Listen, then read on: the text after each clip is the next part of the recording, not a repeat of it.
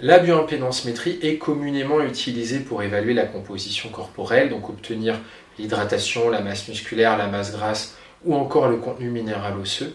Mais en plus de ces paramètres, aujourd'hui, elle permet d'en avoir deux autres qui ne sont pas soumis à des algorithmes, donc pas à des calculs, qui sont vraiment des paramètres directement mesurés par les dispositifs et qui vont être reliés à l'état de santé ou l'état clinique des gens.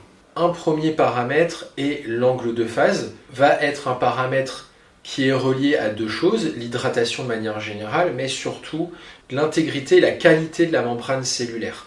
En effet, dans des conditions qui sont pathologiques, on va avoir souvent des mécanismes d'inflammation et de stress oxydatif qui vont attaquer la membrane, la dégrader petit à petit, diminuant son intégrité, ce qui va entraîner une baisse de l'angle de phase. Ainsi, de manière générale, une valeur élevée d'angle de phase comprise entre 5,5 et 7 degrés chez les hommes et les femmes va être un indicateur de bonne santé, alors que souvent on va considérer qu'une valeur inférieure à 4,5 degrés est associée à un état pathologique.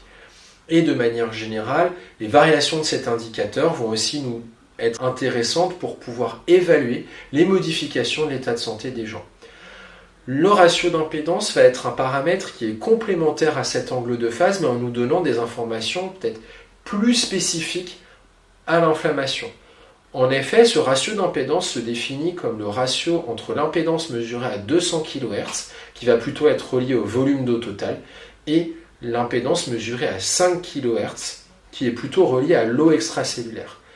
Et dans un contexte d'inflammation, on va généralement avoir un épanchement de l'eau vers le milieu extracellulaire, ce qui fait que cette impédance à 5 kHz diminue et que celle à 200 kHz augmente.